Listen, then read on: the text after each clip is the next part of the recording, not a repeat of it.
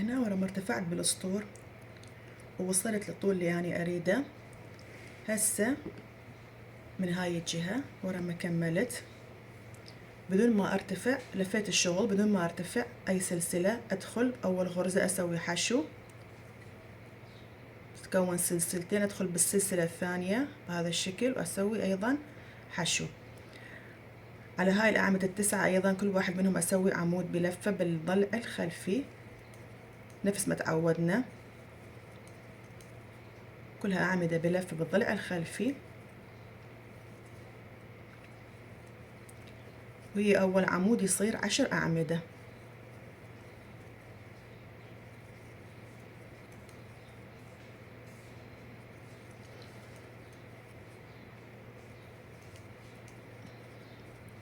اثنين، أربعة، ستة، ثمانية، 10 أعمدة. نجي هنا على هاي الصدفة راح نشتغل عليها صدفة عادية، ما راح نسوي بعد ضفيرة. إذا توصلوا للطول المناسب ورا ما تكملون ما راح تسوون بعد ضفيرة، راح تشتغلون صدفة عادية.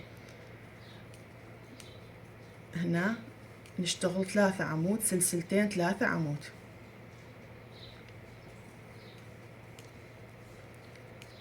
سلسلتين، 3 عمود.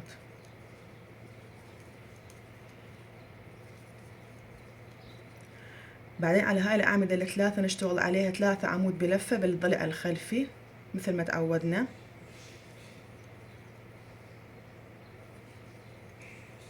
وبعدين نشتغل هنا سلسلتين عمود، سلسلتين عمود، نفس الخطوات. هنا أيضا نفس الشي، راح تكملون هنا تشتغلون سلسلتين عمود، سلسلتين عمود، تشتغلون بعدين هنا 3 عمود بلفة بالضلع الخلفي. وفوق هاي الصدفة تشتغلون صدفة عادية، ما تشتغلون صدفة موظفيرة، تشتغلون صدفة عادية. وفوق هاي ال10 أعمدة تشتغلون 10 أعمدة، 9 عمود بلفة على الضلع الخلفي، والعمود العاشر تاخذون الضلعين سوا بهذا الشكل. أكمل وأرجع لكم.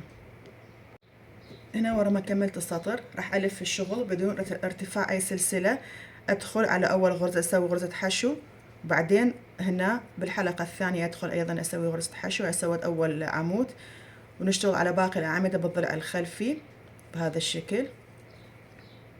4،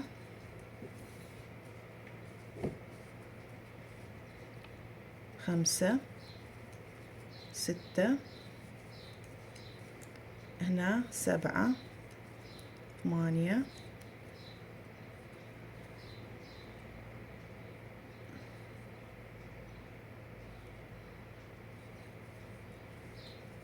9،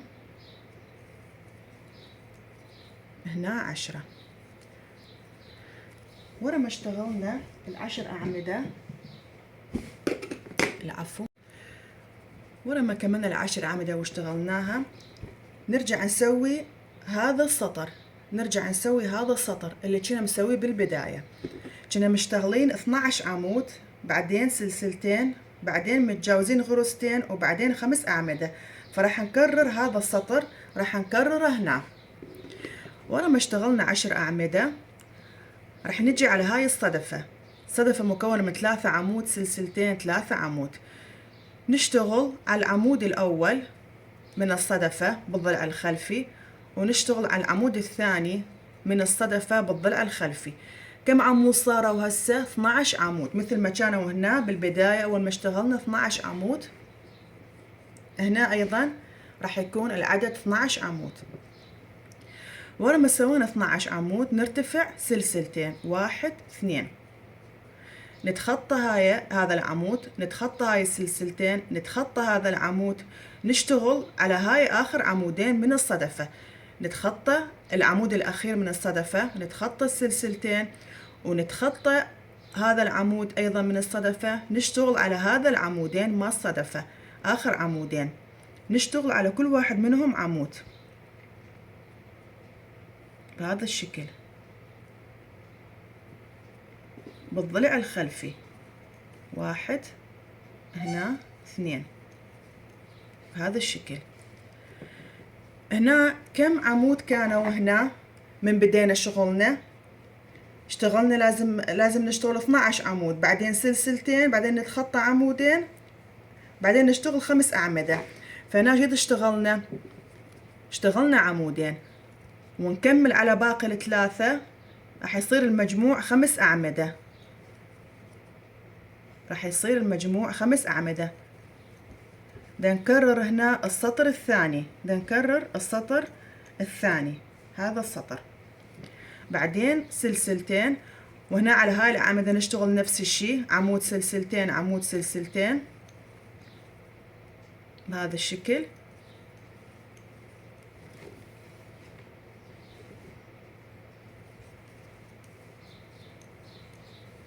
وهنا أيضا عمود سلسلتين، وهنا عمود.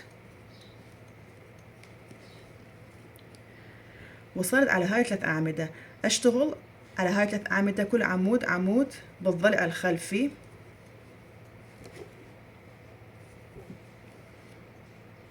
هاي 3 مفروض يكونون 5 أعمدة مثل ما قلنا. بدنا نرجع نشتغل السطر الأول، اشتغلنا 3 أعمدة، تجينا هاي 3 أعمدة مصدفة، نشتغل على أول عمودين، كل عمود منهم عمود، 1 2. بدنا نكرر هذا نفسه بس بالعكس. ايش قد صاروا 5 أعمدة؟ 1 2 3 4 5. يبقى آخر عمود ما نشتغل عليه، راح نرتفع سلسلتين، نجي على ال3 أعمدة اللخة، نترك العمود الأول، نجي على العمودين الثاني والثالث، نشتغل على كل واحد منهم عمود بهذا الشكل، بهذا الشكل. هسه على هاي 10 أعمدة نشتغل عليها 10 أعمدة بالضلع الخلفي، ما عدا العمود العاشر نشتغل بالضلعين، ويا هاي العمودين يصير المجموع 12 عمود. إذا هسه ايش سوينا؟ كررنا السطر الثاني، كررنا السطر الثاني، اشتغلنا عمودين، نشتغل على 10 الأعمدة الباقية، يصير 12 عمود. أكمل 12 عمود وأرجع لكم. ورا ما كملت واشتغلت هاي 10 أعمدة ويا هاي العمود اللي اشتغلتهم على آخر عمودين الصدفة، صاروا 12 عمود، صار بهذا الشكل. كررنا هذا السطر، كررنا هذا السطر. هسه بدون ارتفاع أي سلاسل راح نلف الشغل ونشتغل على أول 12 عمود، نشتغل عليهم 12 عمود. اشتغل على هاي ال 12 عمود 12 عمود وارجع لكم. ورا ما اشتغلت 12 عمود على هاي 12 عمود، هسه وصلت لهاي السلسلتين، راح اشتغل على كل واحد منهم هنا بالضلع الخلفي، راح اشتغل عمود على السلسلة الأولى، وعمود هنا بالضلع الخلفي على السلسلة الثانية. هنا راح اشتغل نفس هذا السطر، نفس هذا السطر الأول. فاشتغلت على هاي السلاسل أعمدة، اشتغل على هاي ال5 أعمدة أيضا، اشتغل عليها 5 أعمدة بالضلع الخلفي بهذا الشكل.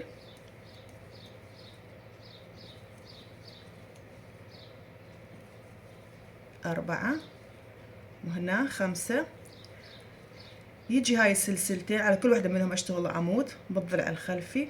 على هاي السلسلة الأولى بالضلع الخلفي اشتغل عمود، على السلسلة الثانية أيضا اشتغل بالضلع الخلفي عمود، على هذا العمود أيضا أشتغل بالضلع الخلفي عمود. يعني على السلاسل راح أشتغل أعمدة بالضلع الخلفي، وعلى أعمدة أيضا أشتغل أعمدة بالضلع الخلفي إلى أن أنتهي من السطر. هسه يجينا هاي السلسلتين أشتغل بالضلع الخلفي أيضا عمود، والسلسلة الثانية أيضا بالضلع الخلفي، وعلى العمود هنا أيضا عمود، وهنا على السلسلتين كل سلسلة منهم أشتغل بالضلع الخلفي، وعلى هذا العمود أيضا، وأستمر إلى أن ينتهي ويانا السطر. إذا هذا السطر كله عبارة عن أعمدة على الضلع الخلفي من هاي السلاسل ومن هاي الأعمدة. يعني إذا صادفنا عمود نشتغل عليه عمود بالضلع الخلفي، إذا صادفنا سلاسل نشتغل على الضلع الخلفي بهذا الشكل. هذا الشكل أكو ضلعين، الضلع الخلفي من السلاسل من السلسلتين، ونستمر إلى أن ينتهي ويانا السطر بهذا الشكل. نستمر إلى أن ينتهي السطر ويانا. سطر عبارة عن أعمدة بالضلع الخلفي. أكمل السطر وأرجع لكم. هنا ورا ما كملت السطر اشتغلت آخر عمود بالضلعين بهذا الشكل. هسه راح أرتفع سلسلة وألف الشغل، مو ألف الشغل يعني مو أقلبه، لا، اشتغل السلسلة راح أشتغل منها بهذا الشكل، بهذا الشكل. نيجي هنا بهذا الفراغ، هذا الفراغ هذا، ندخل داخل هذا الفراغ ونسوي غرزة حشو. ورا ما ارتفعنا سلسلة داخل هذا الفراغ نشتغل غرزة حشو. هسه نلف الخيط، نترك هذا الفراغ، نجي على هذا الفراغ، نترك هذا الفراغ مال أول سطر، نجي على هذا الفراغ مال السطر الثاني بهذا الشكل. ندخل داخل هذا الفراغ مال السطر الثاني، نشتغل 3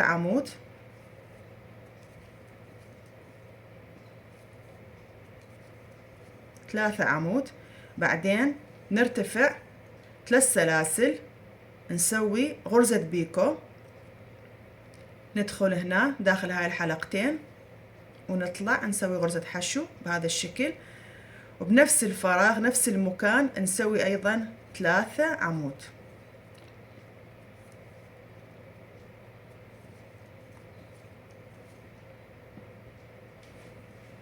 بهذا الشكل.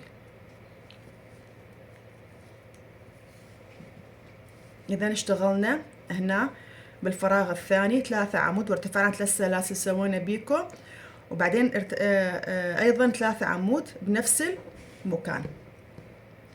هسه نترك هذا الفراغ ونجي هنا بين هاي الفراغين، عندنا هذا فراغ وهذا فراغ، هنا بين هاي الفراغين راح نخلي غرزة حشو، غرزة حشو بهذا الشكل. نلف الخيط على السنارة، خلينا غرزة حشو بين الفراغين، نترك هذا الفراغ، نجي على هذا الفراغ نشتغل أيضا 3 عمود، بعدين نرتفع 3 سلاسل، بعدين داخل هاي الحلقتين ندخل نسوي غرزة بيكو بهذا الشكل، نسوي حشو بنفس المكان نفس الفراغ، نشتغل 3 عمود بهذا الشكل. نترك هذا الفراغ، عندنا هذا الفراغ وعندنا هذا الفراغ، بين هذا الفراغين اكو هنا مثل الفراغ صغير، ندخل داخله، عندنا هذا الفراغ وعندنا هذا الفراغ، هنا عندنا هنا فراغ صغير، ندخل هنا نسوي غرزة حشو ونلف الخيط على السنارة أيضا، نترك هذا الفراغ، نجي على هذا الفراغ اللي بعده نشتغل عليه أيضا 3 عمود، 1 2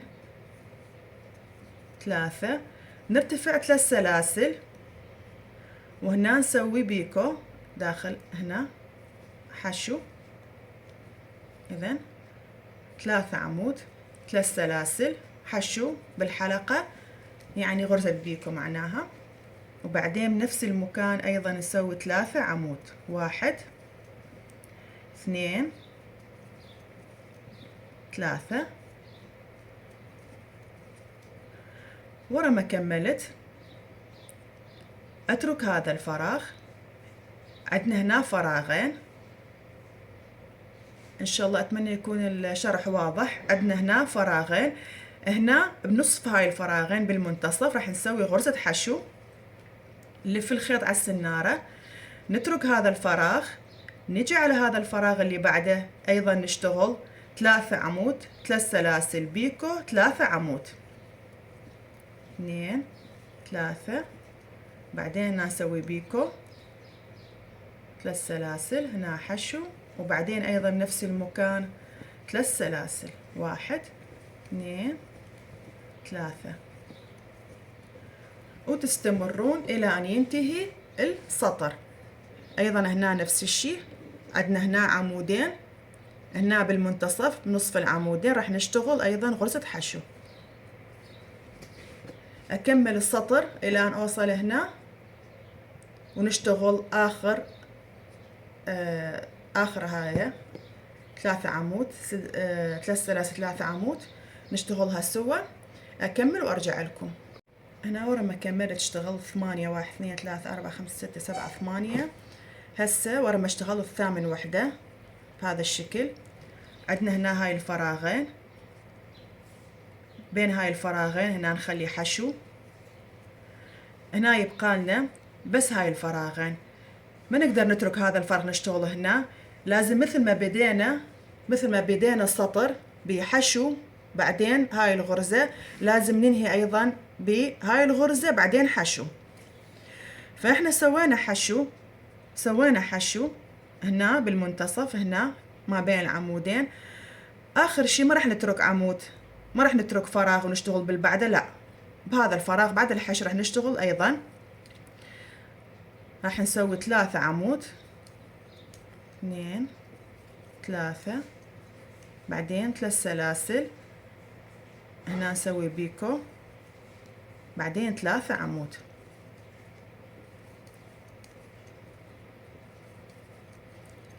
طبعا أنا واجهتني هاي المشكلة، يمكن هاي المشكلة ما تواجهكم انتو، فتنتبهون انه اخر شي زاد لي بس فراغين. فهنا راح نترك هذا الفراغ، نجي هنا على هذا الفراغ بالبداية راح نسوي ايضا حشو، مثل ما بدينا بحشو راح نشتغل ايضا حشو بهذا الشكل. راح نلف الشغل، نشتغل هنا على هاي الغرز، على كل وحدة منهم حشو، على كل غرزة من هاي الغرز راح نشتغل حشو إلى أن نوصل لهاي الجهة. نشتغل غرز حشو عادية إلى أن نوصل لهاي الجهة. أشتغل غرز حشو على هاي الغرز وأرجع لكم. هنا ورا ما اشتغلت غرز حشو وكملت، اشتغلت آخر غرزة حشو، راح ألف الخيط، أترك هذا الفراغ، أجي على هذا الفراغ أشتغل أيضا نفس الغرزة، 3 عمود 3 سلسلة، 3 عمود 3 سلسلة بيكو، 3 عمود، 1 2 3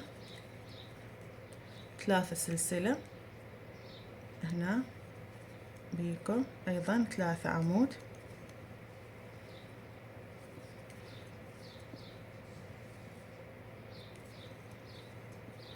بهذا الشكل. أيضا هنا عندنا هاي السطرين، هذا الفراغ اللي بين السطرين راح أشتغل بيه حشو بهذا الشكل. عندنا هاي الفراغ، نترك هذا الفراغ، نجي على بعده أيضا نشتغل 3 عمود،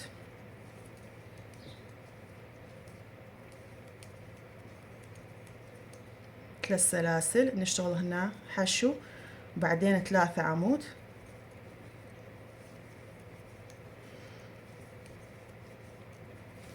بهذا الشكل. أيضا نترك هذا الفراغ، عندنا هاي الفراغين، نترك هذا الفراغ نشتغل هنا ما بين الفراغين غرزة حشو، واكمل الى ان ينتهي السطر ويانا. اكمل وارجع لكم. لازم يكون عدد هاي الغرز نفس هاي. هنا قد اشتغلت 1 2 3 4 5 6 7 8 9.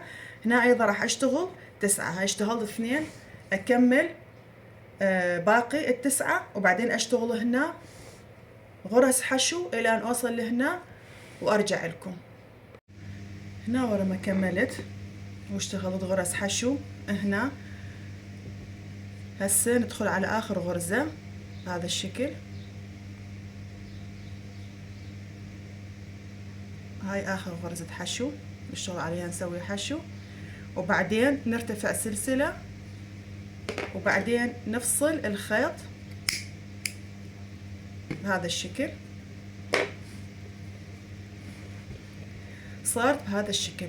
مثل ما قلت لكم بالنسبة لطول المفرش وعرض المفرش شي يرجع لكم، وبالنسبة لعدد السلاسل ماكو عدد محدد، تقدرون تسوونه هنا وهنا مثلا 12 عمود او 10 اعمدة او 5 اعمدة، شي راجع لكم. وهنا الضفيرة ايضا، وهنا تقدرون تسوون مثلا 5 اعمدة او 3 اعمدة او 7 اعمدة، هم بكيفكم. وهنا ايضا بالنسبة لعمود سلسلتين عمود تقدرون تشتغلوها مثلا 6 فراغات او 8 فراغات او 10 فراغات او 12 فراغ، انتو احرار بالنسبة للتوزيع وبالنسبة لديكور المفرش. أنا مجرد بس وضحت لكم فكرة عمل هذا المفرش. بالنسبة للتوزيع وبالنسبة لطول المفرش وعرض المفرش شي راجع لكم وشي راجع لذوقكم. أنا اشتغلت بس 9 من هاي الضفاير. بصراحة ما قدرت أشتغل وأكمل المفرش، يعني تمرضت هاي الفترة، فمن هيجي ما قدرت أكمله، اكتفيت بهذا القدر بس مجرد للشرح والتوضيح. ورا ما كملت من هذا المفرش هسه راح نجي نتعلم طريقة عمل هاي الوردة، طريقة عمل هاي الوردة وهاي الأوراق مال شجر. طبعا بعدني ما منظفة الخيوط، البارحة بالليل اشتغلت بيها، يعني قلت لكم يعني كنت شوية مريضة. فهسه نتعلم شلون نسوي هاي الوردة وهاي الأوراق مال شجر. هسه نسوي طريقة عمل هاي الوردة.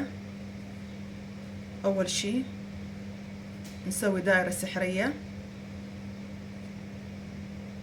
ونشتغل داخل هاي الدائرة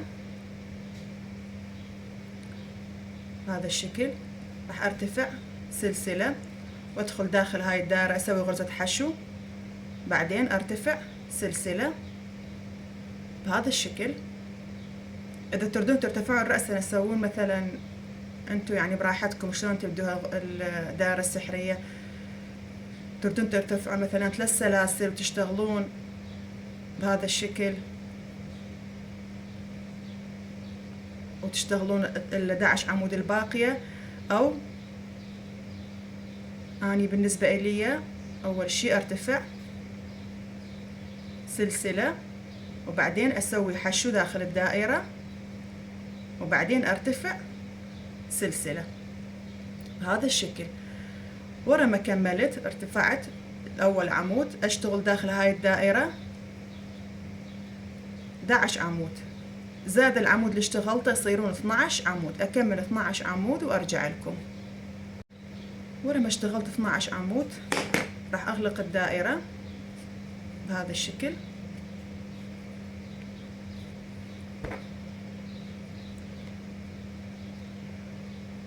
راح اجي على اول عمود اشتغلته، ادخل هذا اول عمود، ادخل بالضلع الخلفي بهذا الشكل واغلق الدائرة بهذا الشكل.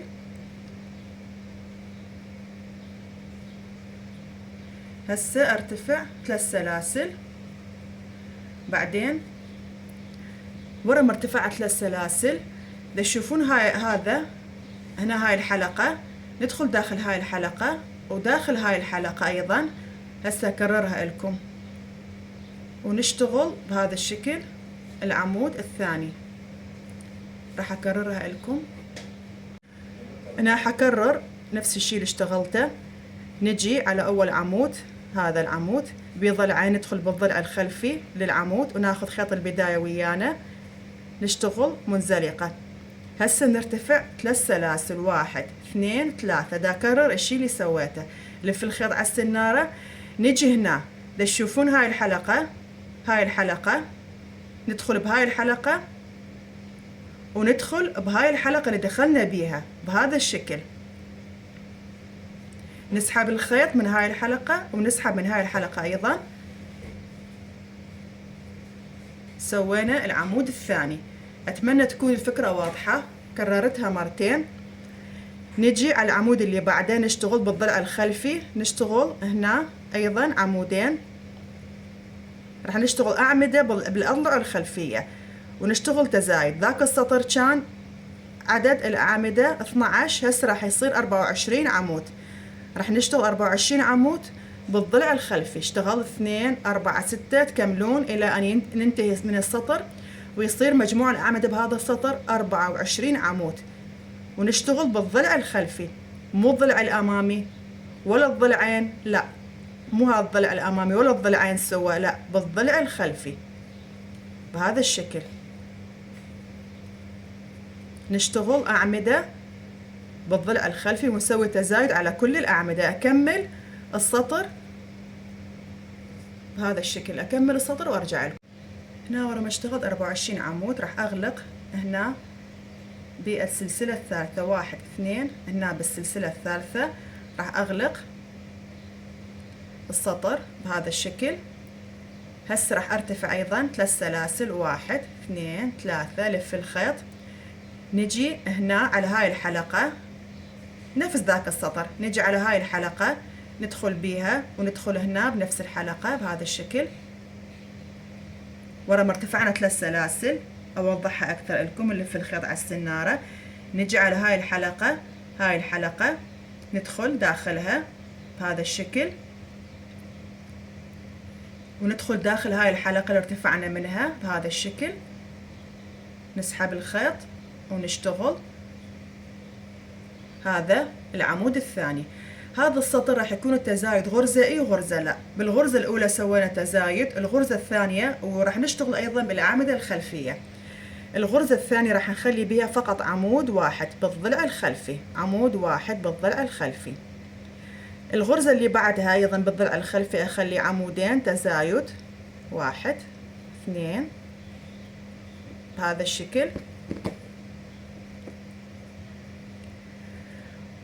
والغرزة اللي بعدها اشتغل عمود واحد، وشغل كله راح يكون بالضلع الخلفي. الغرزة اللي بعدها عمودين، واللي بعدها عمود واحد، يعني تزايد الدائرة العادية، تزايد الدائرة العادية. أول سطر سويت 12 عمود بلفة داخل الدائرة السحرية. السطر الثاني سويت تزايد بكل الغرز واشتغلت بالضلع الخلفي، سويت 24 عمود. هنا بالسطر الثالث راح اشتغل عمود اسوي بيه تزايد، غرزة اسوي بيها تزايد وغرزة لا، غرزة اسوي بيها تزايد وغرزة لا. راح يكون مجموع الغرز 36، مجموع الاعمدة او الغرز 36 عمود او 36 غرزة. اشتغلت هسه 2 3 4 5 6 7 8 9، اكمل 36 وارجع لكم. ولا تنسون تشتغلون بالضلع الخلفي، مو تشتغلون بالضلع السوى او بالضلع الامامي، لا، الشغل راح يكون بالضلع الخلفي، والتزايد راح يكون مثل تزايد الدائرة العادية. اكمل السطر وارجع لكم. كملت السطر، اخر شي اشتغلت عمود، قبلها اشتغلت تزايد بعدين اشتغلت عمود. هسه راح اغلق السطر بالسلسلة رقم 3 من سلاسل الارتفاع بهذا الشكل. هسه ارتفع 3 سلاسل، الف الخيط على السنارة مثل ما قلت لكم، ندخل هنا بهاي الحلقة. اتمنى يكون الشرح واضح. ادخل بهاي الحلقة وبعدين ادخل بنفس المكان هنا اللي ارتفعت منه بهذا الشكل، اسحب الخيط منا ومن هاي الحلقة واسوي عمود بهذا الشكل.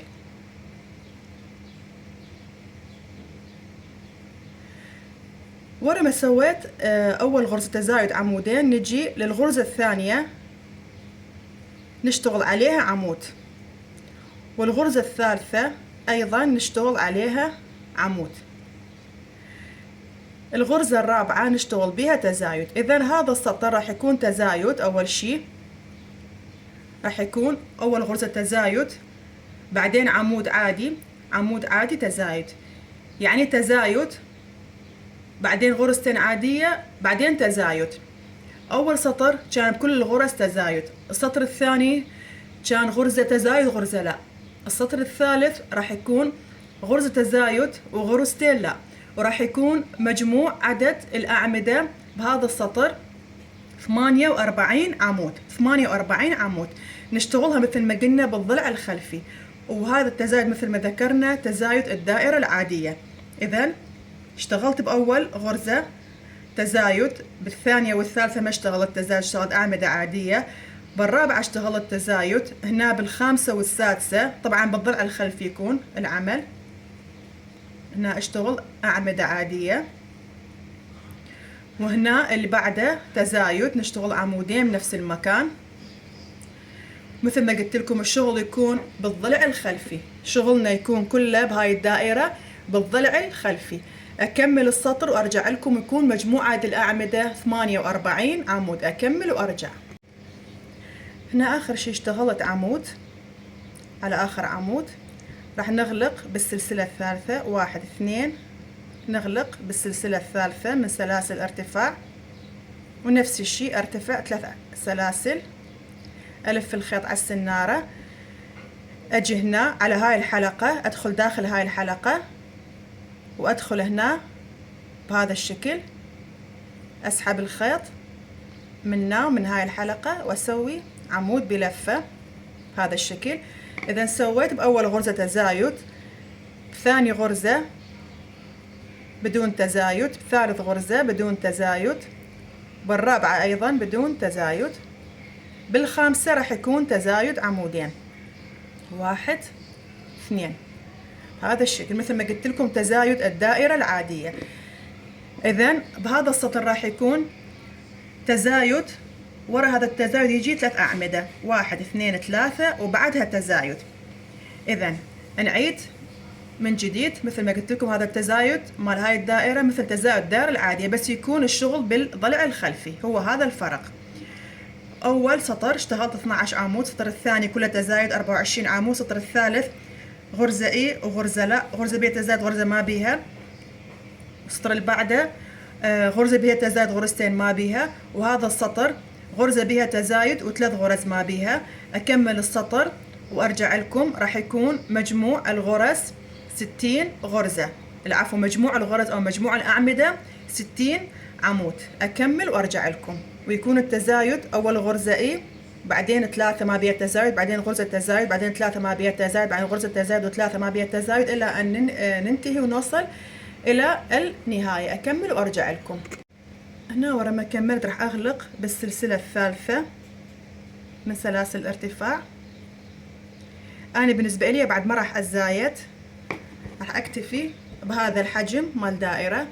اذا تردون انتم بعد ترتفعون بالاسطور وتزايدون مثل تزايد الدائرة العادية، اول شي تشتغلون بكل الاعمدة، وبعدين عمود اي وعمود لا، عمود تزايد عمود لا، وبعدين عمود تزايد وعمودين لا، وبعدين عمود تزايد 3 أعمدة لا، وبعدين عمود تزايد 4 أعمدة لا، وبعدين عمود تزايد 5 أعمدة لا، يعني تزايد الدائرة العادية حسب حجم الوردة اللي انتو تردوها. انا بالنسبة لي اكتفيت بهذا الحجم. هسه ورا ما كملت عدد الغرز طبعا 60 غرزة، ورا ما كملت غلقت بالسلسلة الثالثة، راح ارتفع سلسلة نفس المكان ارتفعت منه، راح اشتغل غرزة حشو بهذا الشكل، ادخل داخل هاي الحلقة وهنا راح اشتغل غرزة حشو عادية بهذا الشكل، بالعمود اللي بعده ايضا حشو، وبالعمود اللي بعده ايضا حشو، راح اشتغل غرز حشو على الاعمدة، وعدد الغرز بنهاية السطر راح يكون 60 غرزة حشو. اكمل وارجع لكم. طبعا غرز الحشو راح تشتغلوها بالضلعين، مو بالضلع الخلفي وبالضلع الامامي، لا بالضلعين، اخر سطر تشتغلوه بالضلعين الامامي والخلفي سوا. اذا اكمل السطر وارجع لكم. هنا ورا ما كملت السطر راح اغلق باول غرزة حشو بهذا الشكل، اغلقه بمنزلقة، ارتفع سلسلة وافصل الخيط بهذا الشكل.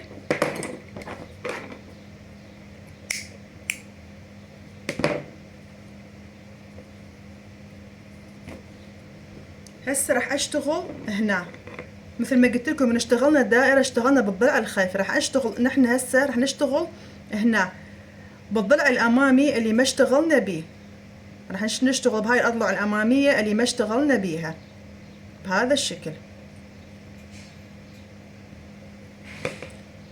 راح ندخل السنارة على اول ضلع، اسوي عقدة بداية،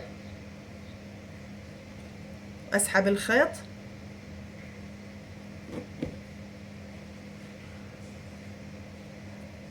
بهذا الشكل،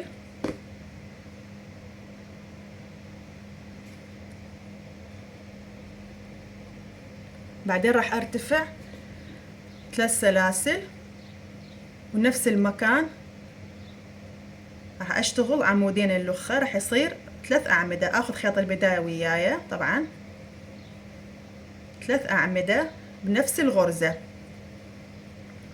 نيجي على هاي الغرزة اللي بعدها، هاي مثل ما قلنا احنا اشتغلنا بالاضلع الخلفية من الغرزة، بقت الاضلع الامامية. هسه شغلنا راح يكون من نسوي الوردة، من نسوي هاي الوردة راح يكون شغلنا بالأضلع الأمامية اللي تركناها. أتمنى يكون الشرح واضح والفكرة واضحة. ورا ما اشتغلنا أول غرزة 3 أعمدة، نجي على هاي الغرزة الثانية بهذا الشكل. أتمنى يكون يا ربي شرحي واضح. بهاي الغرزة الثانية هنا ندخل داخل هاي الغرزة ونشتغل أيضا 3 أعمدة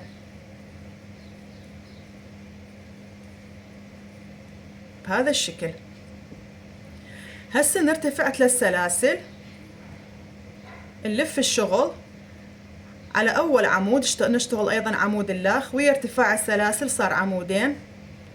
العمود اللي بعده نشتغل عمودين، راح يكون مجموع الأعمدة 12 عمود. أول شي اشتغلنا 6 أعمدة، هسه راح يكون مجموع الأعمدة 12 عمود. 12 عمود.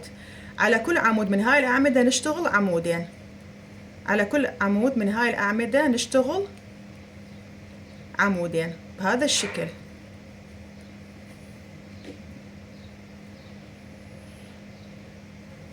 ولا ننسى آخر شي ارتفاع هاي السلاسل نشتغل أيضا عليها عمودين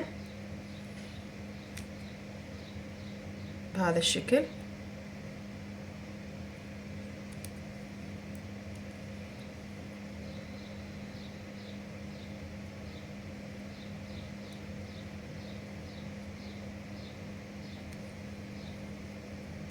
تحسبون عدد الأعمدة 2 4 6 8 10 12.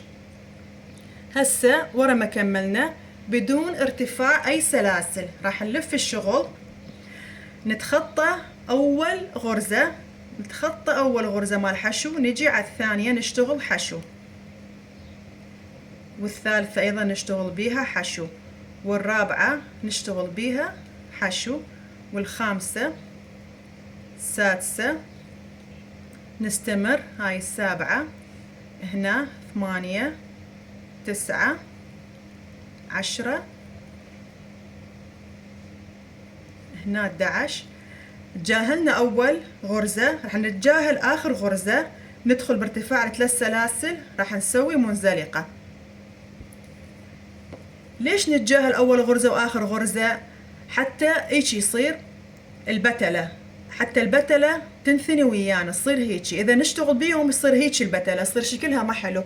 فراح نسوي تناقص بأول غرزة وآخر غرزة. راح نشتغل بس 10 غرز حشو على 12 عمود، نشتغل 10 غرز حشو. نشتغل على أول غرزة ما نشتغل بيها، وآخر غرزة أيضا ما نشتغل بيها، نسوي منزلقة.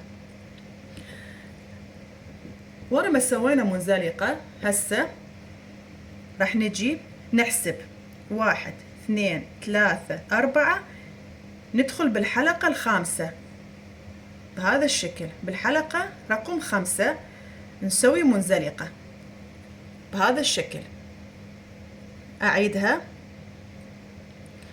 ورا ما كملت وسويت منزلقة راح أجي على هاي الغرز اللي تكونت مع الضلع الأمامي.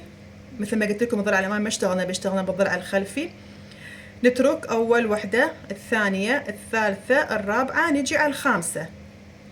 نجي على الخامسة ندخل ونسوي منزلقة بهذا الشكل.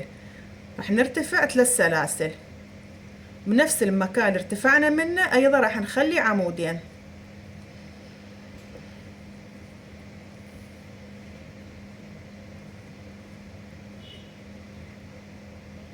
هنا بالغرزة اللي بعدها راح نشتغل أيضا 3 عمود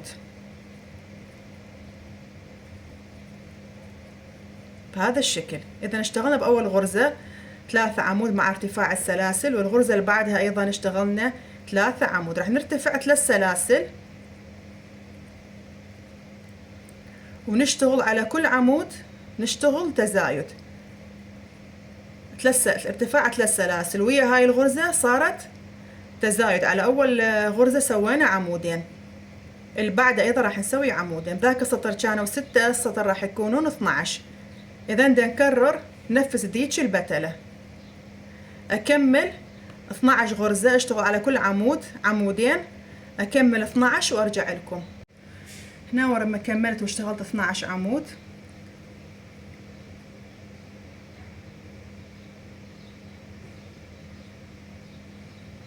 بدون ارتفاع أي سلاسل ألف الشغل، نتخطى أول غرزة مثل ما سوينا بذيك البتلة، نجي على الغرزة الثانية نشتغل حشو، والثالثة أيضا حشو، والرابعة أيضا حشو، والخامسة والسادسة، السابعة، هنا الثامنة،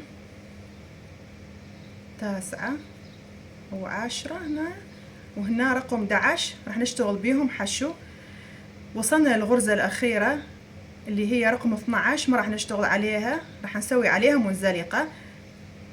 هنا هاي الغرزة 12 راح نسوي عليها منزلقة بهذا الشكل. وأيضا نحسب 1 2 3 4، هاي الخامسة اللي هي نفسها الأولى اللي ارتفعنا منها، ندخل داخلها بهذا الشكل ونسوي منزلقة، نسوي منزلقة بهذا الشكل. هسه ورا ما سوينا منزلقة راح نجي نرتفع سلسلتين، نرتفع سلسلتين للسطر اللي بعده. ورا ما ارتفعنا سلسلتين راح نجي على هذا السطر اللي بعده، كملنا من هذا السطر نجي على هذا السطر اللي بعده، هنا ندخل بهاي الحلقة، ندخل بأول حلقة نسوي منزلقة. ورا ما سوينا منزلقة نشتغل 3 سلاسل بنفس المكان اللي ارتفعنا منه، راح نخلي أيضا عمودين، 1 2. بالغرزة اللي بعدها أيضا أتمنى يكون الشرح واضح، راح نخلي أيضا هنا عمودين، 3 أعمدة، 1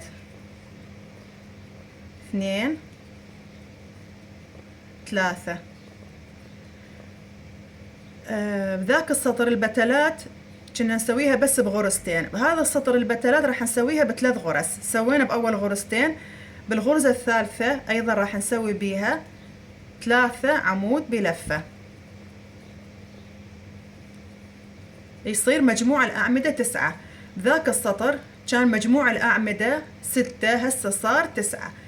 ارتفع 3 سلاسل، ألف الشغل، نشتغل على أول غرزة نشتغل عمود آخر، مع ارتفاع السلاسل صار عمودين، العمود اللي بعده أيضا نشتغل عمودين، وأكمل إلى أن أنتهي من السطر. على كل عمود أشتغل عمودين، راح يصير بالنهاية عندي 18 عمود، 18 عمود.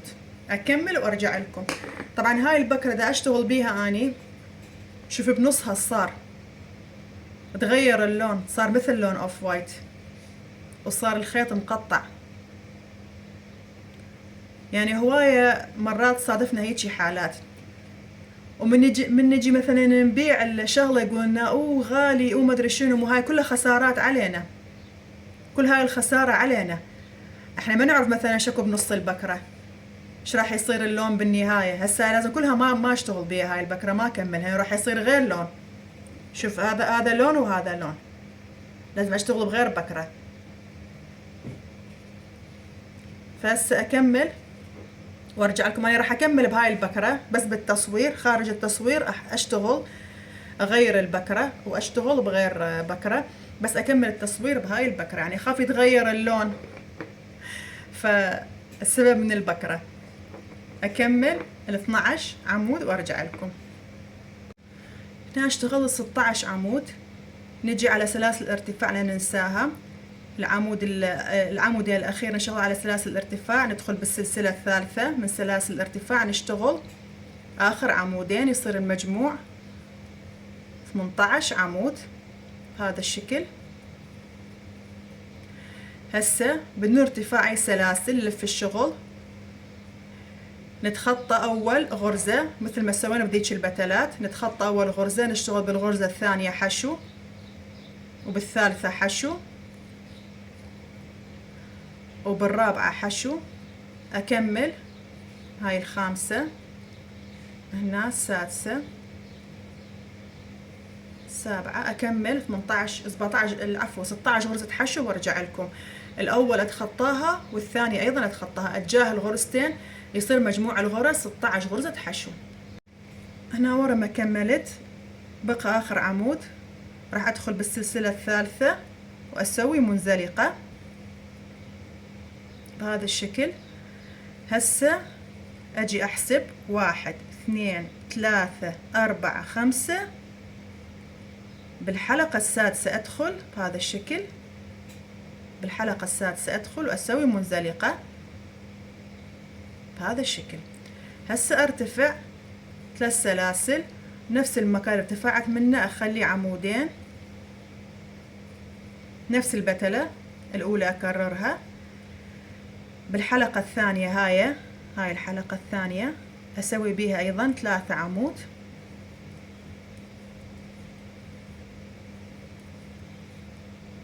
بهذا الشكل. بالحلقة الثالثة أيضا أسوي بيها 3 عمود.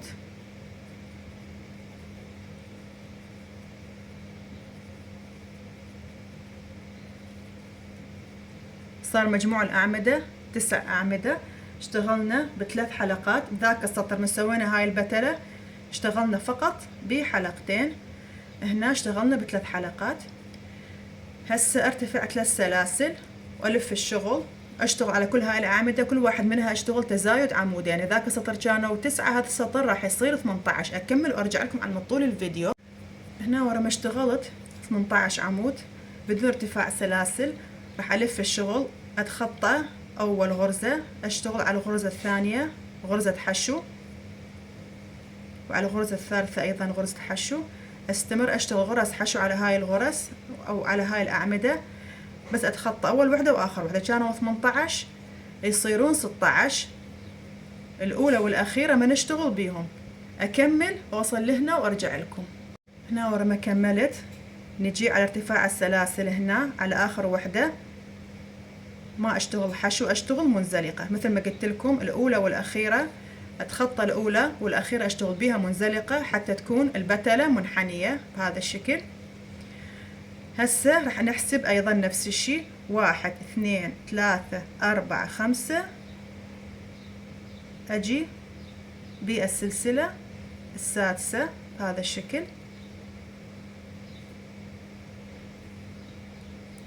اشتغل منزلقة، ارتفع 3 سلاسل، 1 2 3. نفس المكان اللي ارتفعت منه اخليه ايضا عمودين، راح يصيرون مجموع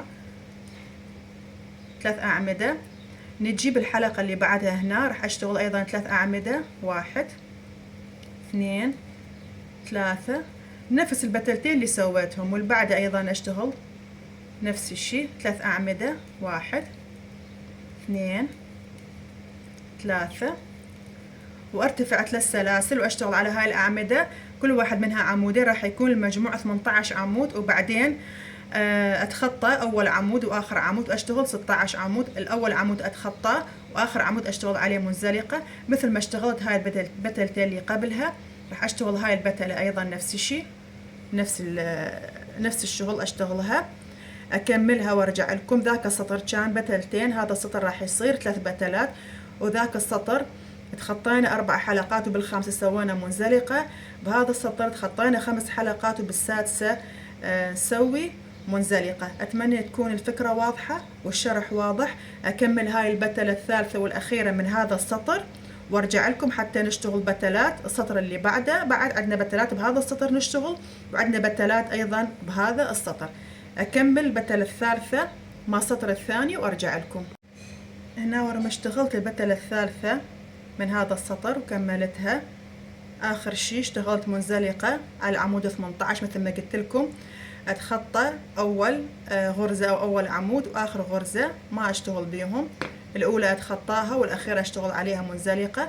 ورا ما كملت راح احسب 1 2 هذا الشكل، 1 2 3 4 5. ادخل بالسادسة، السادسة اللي هي نفس المكان اللي ارتفعت منه، نفس اول بتلة هنا على اول بتلة راح ادخل بمنزلقة بهذا الشكل وارتفع سلسلتين. اذن بالسطر الاول اشتغلت بتلتين وكان الفرق ما بين بتلة وبتلة 4 سلاسل، بالسلسلة الخامسة سويت بيها منزلقة. السطر الثاني اشتغلت 3 بتلات، وكان الفرق ما بين بتلة وبتلة 5 غرز، وبالسادسة سويت منزلقة، صارت بهذا الشكل. هسه ورا ما ارتفاع السلسلتين راح اشتغل بهذا السطر، راح اشتغل بهذا السطر. بهذا السطر راح يكون الفرق ما بين البتلات 6 غرز، وبالغرزة السابعة راح نسوي منزلقة. فهسه ورا ما ارتفعت سلسلتين راح اجي هنا على اول حلقة بهذا السطر، السطر الجديد السطر الثالث، على اول حلقة ادخل بهذا الشكل واسوي منزلقة. بعدين ارتفع 3 سلاسل، الف الخيط نفس المكان اللي ارتفعت منه، اسوي عمودين لخاء يصير المجموع 3 اعمدة بهذا الشكل.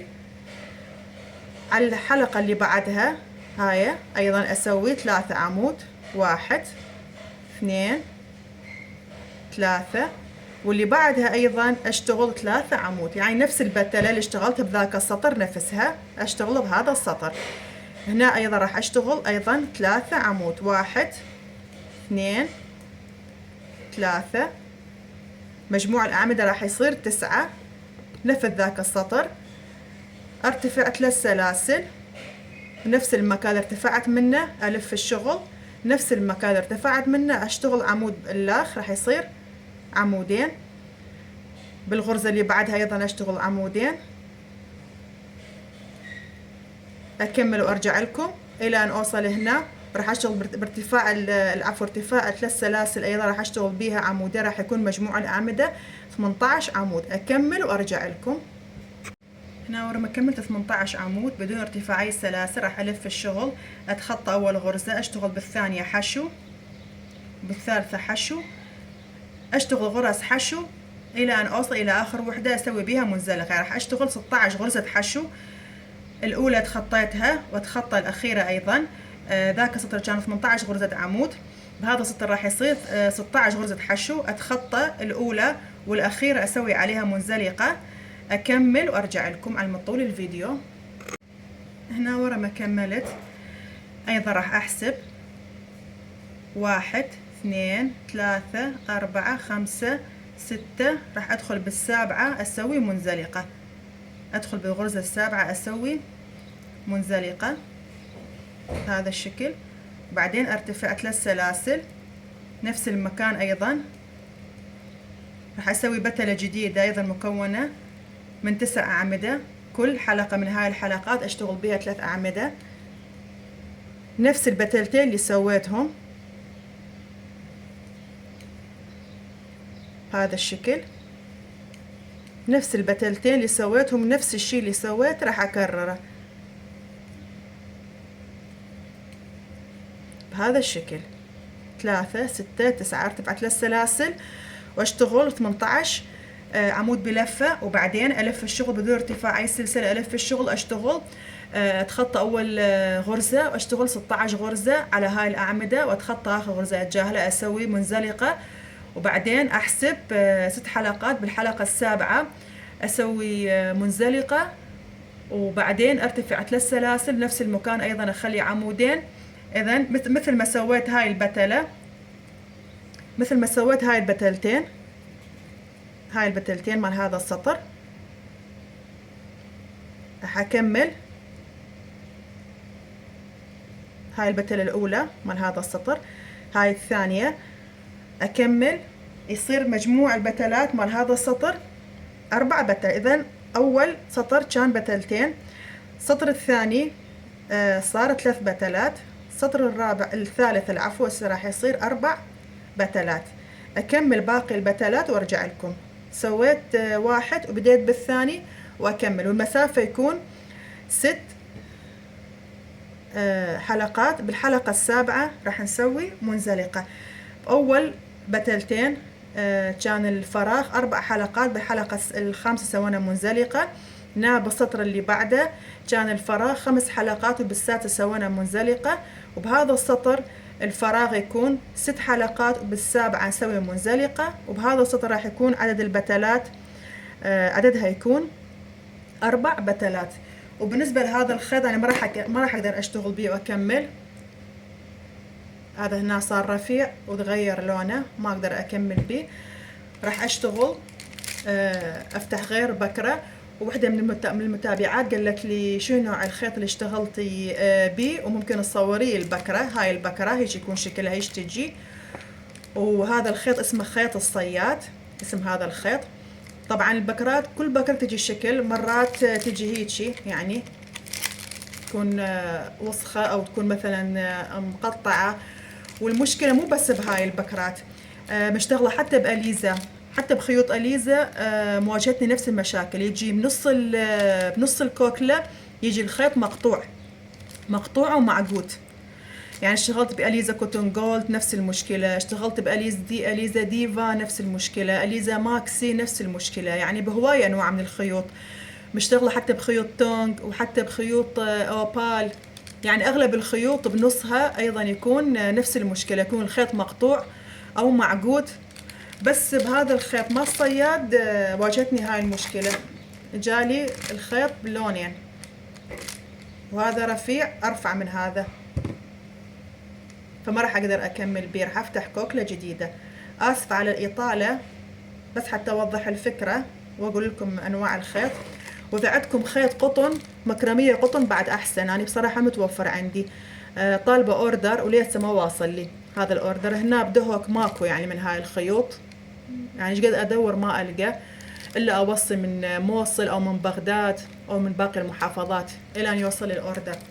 فأكمل هنا هاي البتلة الثالثة والرابعة. بديت بالثانية، أكمل الثانية والثالثة والرابعة بنفس الطريقة اللي بديت بيهم السطرين اللي قبلها. أكمل وأرجع لكم، وأتمنى يكون الشرح واضح، وآسفة على الإطالة. كملت السطر، اشتغلت بهذا السطر 4 بتلات. السطر اللي قبله قلت لكم اشتغلت 3 واللي قبله 2، وهذا السطر الثالث اشتغلت 4 بتلات. ورا ما كملت آخر بتلة راح أحسب هنا 1 2 3 4 5 6. ندخل على السابعة اللي هي أول مكان ارتفعنا منه، اللي هي هاي أول بتلة سويناها من أول مكان ارتفعنا منه. هسه نفس الشي نرتفع سلسلتين للسطر الأخير اللي هو هذا السطر. ورا ما ارتفعنا سلسلتين نجي على أول حلقة من السطر، على هاي الحلقة نسوي منزلقة، وبعدين نرتفع 3 سلاسل نفس المكان اللي ارتفعنا منه. راح نخلي أيضا عمودين بالغرزة اللي بعدها، أيضا نخلي 3 عمود،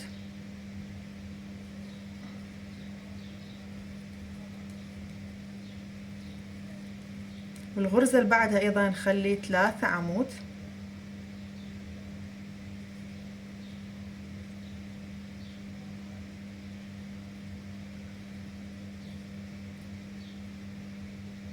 واحد 2 3، ونرتفع 3 سلاسل، وعلى كل عمود من هاي الأعمدة نشتغل عمودين مع ارتفاع السلاسل. هنا صار عمودين، راح يصير المجموع 18 عمود. وبعدين بدون ارتفاع سلاسل اتخطى سلسلة واشتغل 16 غرزة حشو، اتخطى الأولى والأخيرة. نفس الشي اللي سويته هنا بهاي الأسطر الثلاثة راح أكرره بهذا السطر. أكمل البتلة وأرجع لكم. هنا ورا ما كملت من أول بتلة من السطر الأخير راح أحسب 1 2 3 4 5. أدخل بالسادسة وأسوي منزلقة، بالسادسة وأسوي منزلقة. هسه راح أرتفع أيضا 3 سلاسل نفس المكان اللي ارتفعت منه، أخلي عمودين،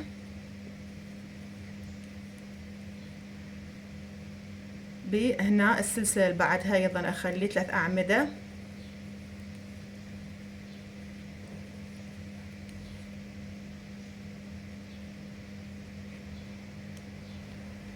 وباللي بعدها أيضا أخلي 3 أعمدة.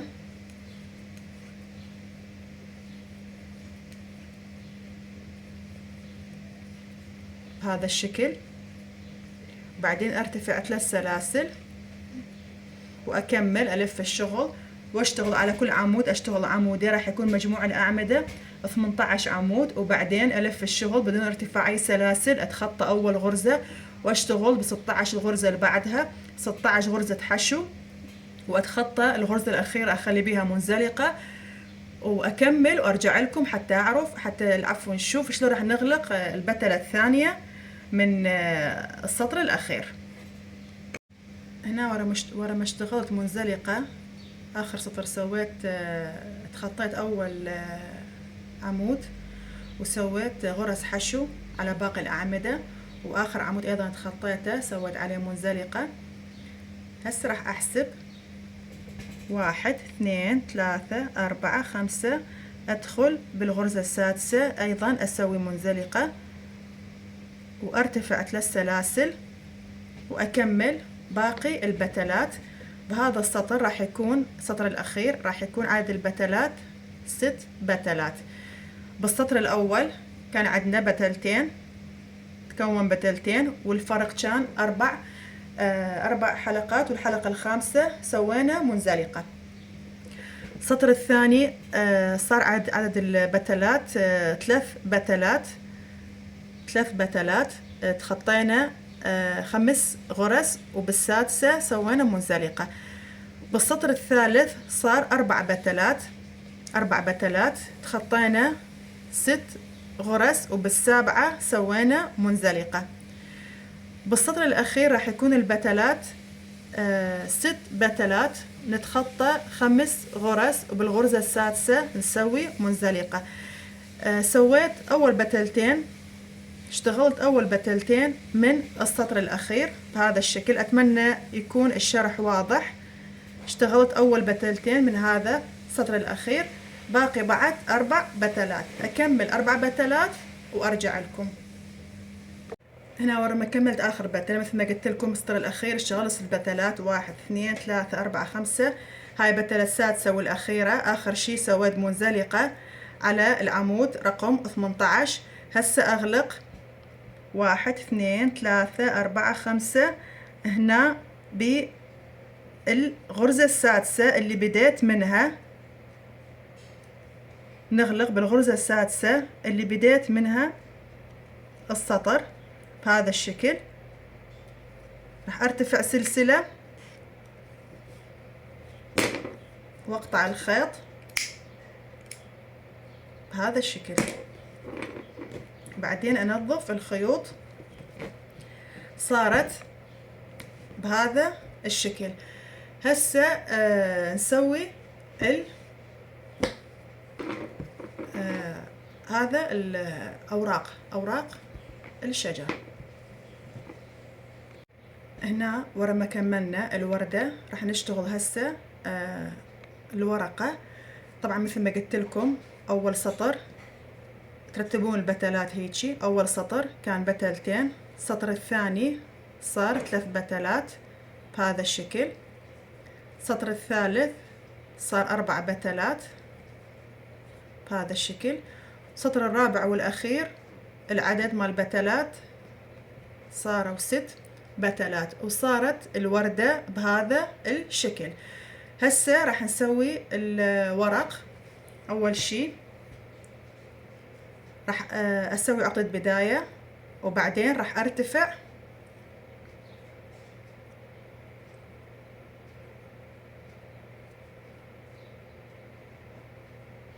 15 عمود، 15 سلسلة العفو. هنا ورا ما ارتفعت 15 عمود راح اتخطى اول ورا ما ارتفعت 15 سلسلة اتخطى اول 3 سلاسل، ادخل بالسلسلة الرابعة اسوي حشو، وبالسلسلة الخامسة ايضا حشو. راح اشتغل غرز حشو الى ان اوصل هنا، راح اشتغل 12 غرزة حشو، اشتغلت 2 باقي 10 غرز حشو، اكمل وارجع لكم. هنا ورا ما اشتغلت 12 غرزة حشو بدون ما الف الشغل، اشتغلت 12 غرزة حشو بدون ما الف الشغل بنفس هذا الاتجاه. راح ارتفع 3 سلاسل 1 2 3 بدون ما الف الشغل. راح اجي هنا بنفس المكان هنا اسوي غرزة حشو بهذا الشكل. راح اجي امشي على هاي الغرز ايضا من الجهة المقابلة، ايضا اشتغل عليها غرز حشو، غرز حشو، 12 غرزة حشو. ارتفعنا 3 سلاسل واشتغلنا غرزة حشو، هاي غرزة حشو الثانية من الجهة المقابلة، وهاي الثالثة، وهاي الرابعة. اكمل 12 غرزة حشو وارجع لكم بهذا الشكل. هنا ورا ما كملت واشتغلت 12 غرزة حشو، هسه راح ارتفع 3 سلاسل، الف الشغل، اجي على اول غرزة حشو، ما اشتغل بالضلعين ولا بالضلع الامامي، لا، هنا طبعا كل غرزة بيها ضلعين امامي وخلفي، راح اشتغل غرز حشو بالضلع الخلفي. اتمنى يكون الشرح واضح. غرز حشو بالضلع الخلفي، يعني ما ادخل بالضلعين، لا، بالضلع الخلفي ادخل اسوي غرز حشو. هاي الغرزة الاولى، الغرزة الثانية، على كل غرزة حشو هنا بذاك السطر اسوي عليها غرزة حشو بالضلع الخلفي. سويت هاي 3، هاي 4، تشتغلون غرز حشو بالضلع الخلفي. اكمل الى ان اوصل الى هنا وارجع لكم. هنا اشتغلت 12 غرزة حشو بالضلع الخلفي، وصلت هنا لهذا الفراغ مال 3 سلاسل، راح ادخل داخل هذا الفراغ، راح اشتغل حشو 3 سلاسل وحشو بنفس المكان بهذا الشكل. اشتغلت حشو 3 سلاسل حشو بنفس المكان. هسه نجي من هاي الجهة المقابلة ايضا ادخل بالضلع الخلفي واشتغل غرز حشو، اشتغل غرز حشو بالضلع الخلفي. اشتغلت 1 2 3، اكمل اوصل اخر غرزتين ما اشتغل بيهم، اخر غرزتين ما اشتغل بيهم. اشتغلت 3، اكمل وارجع. ورا ما اشتغلت هنا 10 غرز حشو بالضلع الخلفي، باقي اخر غرزتين ما اشتغل بيهم، اخر غرزتين ما اشتغل بيهم. راح ارتفع ايضا 3 سلاسل والف الشغل، واجي ايضا على اول غرزة حشو اشتغل عليها غرزة حشو بالضلع الخلفي، على اول غرزة حشو اشتغل غرزة حشو بالضلع الخلفي، واللي بعدها ايضا اشتغل غرزة حشو. راح اشتغل غرز حشو الى ان اوصل هنا، اشتغل غرز حشو بالضلع الخلفي، بالضلع الخلفي. اكمل وارجع لكم الى ان اوصل هنا لهذا الفراغ مال 3 سلاسل، اشتغل الغرز مال حشو وارجع لكم. هنا ورا ما اشتغلت 11 غرزة حشو، وصلت هنا الفراغ 3 سلاسل، ادخل داخل الفراغ اشتغل حشو 3 سلاسل حشو بنفس المكان. هسه اشتغل بالجهة المقابلة، اشتغل ايضا غرز حشو بالضلع الخلفي الى ان اوصل لهنا. اخر غرزتين ما اشتغل بيهم، اخر غرزتين ما اشتغل بيهم. اكمل وارجع لكم. اشتغلت هسه 2، اكمل وارجع لكم. هنا اشتغلت 11 غرزة حشو وبقيت اخر غرزتين ما اشتغل بيهم. راح ارتفع 3 سلاسل، الف الشغل، على اول غرزة حشو ايضا اشتغل غرزة حشو بالضلع الخلفي 1 2، اشتغل غرز حشو الى ان اوصل الى هذا الفراغ مال 3 سلاسل. اشتغلت غرزتين حشو، اكمل وارجع لكم. هنا اشتغلت 12 غرزة حشو، وصلت هنا بفراغ 3 سلاسل، ادخل داخل هذا الفراغ اشتغل حشو 3 سلاسل حشو بنفس المكان. من هاي الجهة ايضا راح اشتغل غرز حشو بالضلع الخلفي 1 2، اشتغل غرز حشو لين اوصل هنا. اخر غرزتين ما اشتغل بيهم، اكمل وارجع. هنا اشتغلت 10 غرز حشو، بقت اخر غرزتين ما اشتغل بيهم. ارتفع 3 سلاسل والف الشغل، واشتغل على اول غرزة غرزة حشو، والثانية ايضا غرزة حشو. راح اشتغل هنا ايضا غرز حشو بالضلع الخلفي الى ان اوصل لفراغ 3 سلاسل، غرز حشو بالضلع الخلفي. اكمل وارجع. هنا ورا ما اشتغلت 11 غرزة حشو، وصلت هنا لهذا الفراغ مال 3 سلاسل، ادخل داخل هذا الفراغ اشتغل حشو 3 سلاسل حشو بنفس المكان. راح اجي ايضا من هاي الجهة المقابلة اشتغل بالضلع الخلفي ايضا غرز حشو 1 2، اكمل السطر، اخر غرزتين ما اشتغل بيهم. هنا اشتغلت 11 غرزة حشو، اخر غرزتين ما اشتغلت بيهم، هاي الغرزة وهاي الغرزة ما اشتغلت بيهم. ايضا ارتفع 3 سلاسل والف الشغل واشتغل على اول غرزة حشو بالضلع الخلفي، وعلى بعدها ايضا غرزة حشو، اكمل هنا اشتغل غرز حشو على الضلع الخلفي الى ان اوصل هنا لفراغ ال3 سلاسل، اكمل وارجع لكم. هنا ورا ما اشتغلت 12 غرزة حشو وصلت هنا لهذا الفراغ مال 3 سلاسل، اشتغل بيه حشو 3 سلاسل حشو بنفس المكان. هسه نجي على هاي الغرز ايضا اشتغل عليها غرز حشو بالضلع الخلفي 1 2، اشتغل غرز حشو بالضلع الخلفي واترك اخر غرزتين، اشتغلت هسه 2، اكمل وارجع لكم. هنا اشتغلت 10 غرز حشو، بقيت اخر غرزتين ما اشتغلت بيهم. راح ارتفع ايضا 3 سلاسل والف الشغل، ايضا راح اشتغل غرز حشو بالضلع الخلفي 1 2، اكمل اوصل ل3 سلاسل وارجع لكم. هنا ورا ما اشتغلت 10 غرز حشو وصلت هنا لفراغ ال3 سلاسل، اشتغل حشو 3 سلاسل حشو بنفس الفراغ. نجي من هاي الجهة ايضا راح اشتغل غرز حشو بالضلع الخلفي واترك اخر غرزتين، اكمل وارجع. هنا ورا ما اشتغلت 12 غرزة حشو، بقيت اخر غرزتين ما اشتغلت بيهم. هنا عد النتوءات من هاي الجهة 1 2 3 4، من هاي الجهة 1 2 3، هذا النتوء رقم 4 آخر شي، حتى أسوي تشبيك يعني أشبكه بهاي الوردة.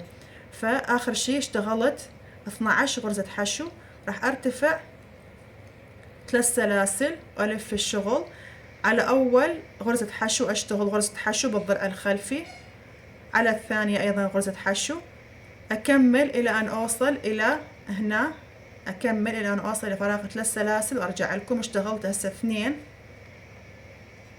هنا ورا ما اشتغلت 12 غرزة حشو بالضلع الخلفي وصلت هنا لفراغ 3 سلاسل، راح أسوي غرزة حشو واحدة فقط. لاحظوا هنا الوردة أو الورقة مال الشجر مكونة من جزئين مقابلين. هنا عندنا هذا المنتصف، هاي النتوءات 1 2 3 4، وهنا أيضا 1 2 3 4. إذا النتوء الرابع آخر واحد والأخير راح أشبك به الوردة. إذا تردون تكبروها بعد تمشون بنفس الطريقة اللي شرحناها وتكبروها بعد، تسووها مثلا 5 نتوءات أو 6، أنا مسوية 4. تردون تكبرون الوردة بعد أو العفو ورقة بعد، تزيدون عدد النتوءات وتمشون بنفس الخطوات. هنا داخل هاي ال3 سلاسل اشتغلت غرزة حشو، ورا ما اشتغلت غرزة حشو ما ارتفع 3 سلاسل، اشتغلت غرزة حشو واحدة. راح اجي على هاي الوردة، اجي على هاي الاسطول كنت مشتغلتها، كنت مشتغلة اخر سطر، كنت مسوية سطر الحشو. فراح ادخل داخل هاي الغرزة، ادخل بالحلقتين. هنا هاي الوردة من سوينا اخر شي من ارتفعنا بالاسطول، طبعا هاي الحروق من افصل الخيوط. فاخر شي سوينا غرزة مع الحشو، اخر شي سوينا غرز الحشو. ندخل داخل هاي الغرزة مع الحشو بهذا الشكل، نسحب الخيط ونسوي منزلقة بهذا الشكل، وبعدين ادخل داخل الفراغ مال هاي الورقة واسوي غرزة حشو بهذا الشكل. هنا شبكت الوردة ويا الورقة. ورا ما سويت غرزة حشو ادخل بنفس المكان اسوي منزلقة الاولى بهذا الشكل.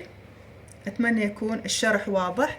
نفس المكان مال 3 سلاسل سويت حشو، بعدين ربطت الوردة مع الورقة مع الشجر، سويت منزلقة، وبعدين سويت حشو أيضا نفس المكان، وبعدين سويت منزلقة. هاي أول منزلقة. نجي على الفراغ الثاني مال 3 سلاسل هنا بهذا الشكل، هذا الفراغ الثاني، أدخل أسحب الخيط أسوي المنزلقة الثانية.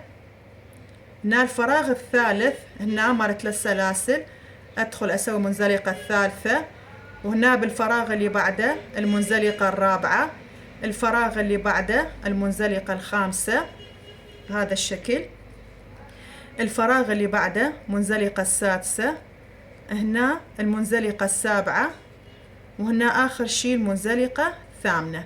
8 منزلقات بهذا الشكل، 8 غرز منزلقة، 8 غرز منزلقة بهذا الشكل. راح تصير بهذا الشكل. أتمنى يكون الشرح واضح. ورا ما أسوي 8 غرز منزلقة هنا أفصل الخيط، وبعدين أدخل السنارة من هاي الجهة بهذا الشكل، أسحب الخيط من هاي الجهة، هنا أدخله بين الغرز، أثبته أدخله بين الغرز،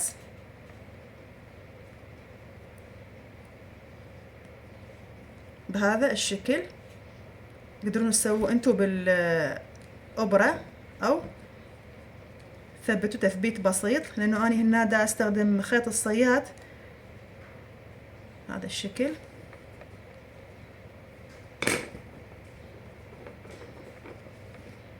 راح تقصون الزيادة،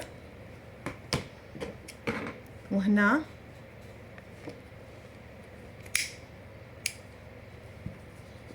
بهذا الشكل. هنا صار خلف العمل طبعا، هاي من الخلف تخفون الخيوط وترتبوها، وهاي الجهة الأمامية تصير. هسه راح أسوي وردة اللخة وأكملها. بس أول وردة العفو الورقة، بس أول ورقة راح يكون تشبيكها هيجي، باقي الأوراق راح يختلف شوية طريقة التشبيك، بس أول وحدة راح يكون تشبيكها هيجي. راح أسوي ورقة اللخة وأرجع لكم. هنا اشتغلت وردة اللخة، هنا اشتغلت 4 نتوءات، 1 2 3 4. بهاي الجهة اشتغلت 3 نتوءات، 1 2 3. هذا النتوء الرابع، ارتفعت 3 سلاسل. ورا ما ارتفعت 3 سلاسل راح ألف الشغل، نجي على أول غرزة حشو نشتغل عليها غرزة حشو بالضلع الخلفي بهذا الشكل. نجي على غرزة الثانية ندخل أيضا بالضلع الخلفي. نجي على هاي الورقة، ندخل بهاي الورقة اللي بيدنا، ندخل بالضلع الخلفي بهذا الشكل. نجي على هاي الورقة نحسب الغرزة الثانية، هاي لأول غرزة، تلاحظون، أتمنى يكون الشرح واضح. لأول غرزة، الغرزة الثانية أدخل أيضا هنا بهذا الضلع، أدخل أيضا بهذا الضلع الخلفي. هنا دا يبين إلي أمامي بس هو أصلا خلفي، مثل ما دخلت هنا بالغرزة الثانية بالضلع الخلفي. هنا ارتفعت 3 سلاسل، أول غرزة سويتها حشو، الغرزة الثانية دخلت بالضلع الخلفي. نجي على هاي الورقة اللخة أيضا هذا الشكل، نسويها بهذا الشكل. نجي نحسب مو الغرزة الأولى، الغرزة الثانية راح ندخل، مو هذا الضلع، هذا الضلع اللي علي، هذا الضلع اللي علي، هذا الضلع اللي موجه علي. أدخل وأسحب، أسوي غرزة حشو. أيضا الغرزة الثانية هاي مع الغرزة اللي تقابلها أيضا بالضلع الخلفي، نسحب الخيط ونسوي غرزة حشو. هنا الثالثة أيضا بالضلع الخلفي مع الغرزة اللي تقابلها أيضا بالضلع الخلفي، أسحب وأسوي غرزة حشو. هنا ربطت هاي الورقة بهاي الورقة، سويت 3 غرز حشو، هسه اكمل غرز حشو على هاي الورقة اللي بيدي، اكمل غرز حشو بالضلع الخلفي الى ان اوصل لفراغ ال3 سلاسل. اشتغل غرز حشو بالضلع الخلفي الى ان اوصل لفراغ ل3 سلاسل.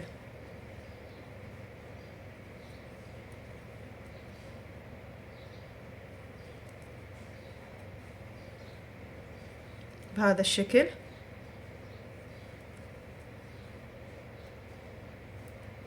اتمنى يكون الشرح واضح. بهذا الشكل. آخر شي وصلنا لفراغ ل3 سلاسل. أدخل داخل هذا الفراغ أسوي غرزة حشو، بعدين أجي للوردة. ورا ما سويت غرزة حشو أجي للوردة بنفس السطر الأخير مال سطر غرز الحشو. راح أحسب 1 2 3 4 5 6 7 8 9. أدخل بالغرزة التاسعة بهذا الشكل. أسحب الخيط وأسحب أيضا من هاي الحلقة وأسوي منزلقة. ورا ما سويت منزلقة راح أدخل داخل هذا الفراغ نفسه، هذا الفراغ مال 3 سلاسل نفسه، أدخل بيه وأسوي غرزة حشو. بعدين أدخل بنفس الفراغ أسوي منزلقة، بنفس الفراغ أسوي منزلقة. هاي المنزلقة الأولى. نجي بالفراغ مال 3 سلاسل اللي قبله أسوي المنزلقة الثانية. نجي الفراغ مال 3 سلاسل اللي قبله أسوي المنزلقة الثالثة. الفراغ مال 3 سلاسل اللي قبله أسوي المنزلقة الرابعة.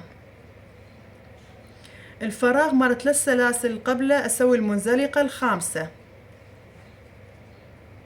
والفراغ اللي بعده أسوي المنزلقة السادسة. والفراغ اللي بعده أسوي المنزلقة السابعة. والفراغ الأخير أسوي المنزلقة الثامنة بهذا الشكل. أسحب الخيط، صارت بهذا الشكل مثل ما تشوفون. هاي بعدين غرز المنزلقات تعدلوها بهذا الشكل. هسه راح أقطع الخيط أو أفصل الخيط.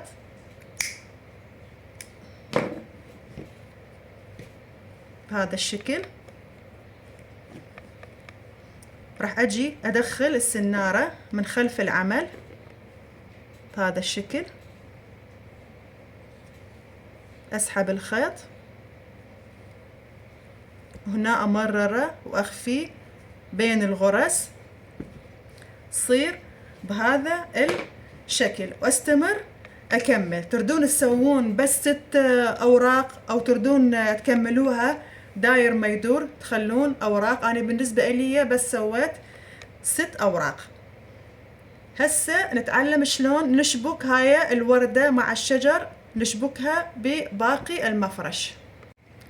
هسه راح نجي نشبك هاي الوردة بهذا المفرش. نجيب خيط، نفس الخيط أو غير خيط، يعني يكون لونه أبيض، وإبرة. نجي هنا ندخل.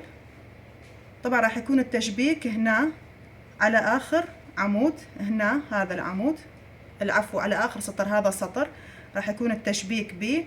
نرتب الوردة ونشبك هي والورق أيضا. ندخل أول شي هنا من الخلف، العفو مو من خلف العمل، هنا بين هاي الغرز. أتمنى يكون التصوير واضح. هنا بين الغرز راح أدخل هاي الإبرة بهذا الشكل وأبدي أشبك بهذا الشكل، وأبدي أشبك من النتوء الثالث. نعوف أول نتوء، نجي للنتوء الثالث، ناخذ أيضا منه هيجي في حلقتين ونشبك بهذا الشكل، بهذا الشكل. وبعدين مرة اللخة ندخل بنفس النتوء ونجي ندخل هنا بهذا بين هاي الغرز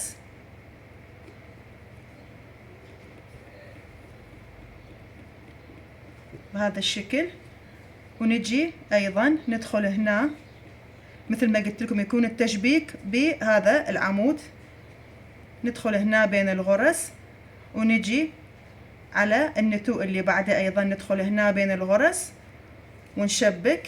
هاي الطريقة مال تشبيك راح نشبك ايضا منه، راح تجون تمررون هذا الخيط هنا بين الغرز وتشبكون هاي، وبعدين تجون هنا على هاي الدائرة هنا وايضا تشبكون بالخيط وهنا، بحيث من تلفون العمل ما راح تبين منه طريقة التشبيك، راح تدخلون الابرة بين هاي الغرز وتشبكون. واني خارج التصوير راح اسوي الوردة اللخهية والورق مالتها هنا ومكملتها ايضا اكملها واشبكها، وهذا هيك يكون الشكل النهائي مالتها. واتمنى يكون الشرح واضح، واتمنى تكون الفكرة مال هذا المفرش وصلت لكم، تردون مثلا تلزقوها بالسكوتين او بالسيليكون شي راجع لكم، او تردون تثبتوها بالابرة والخيط وبعدين تثبتوها بالسيليكون همين شي راجع لكم. طريقة تثبيت شي راجعة لكم انتو، وهذا يكون شكل النهائي مالتها من هاي الجهة. وايضا نفس الوردة ونفس عدد الاوراق مع الشجر ايضا 6، ونفس الطريقة مال التشبيك راح تكرروها وتخلوها هنا، وهذا راح يكون الشكل النهائي. واشكركم، وان شاء الله يكون شرحي واضح، ومع السلامة.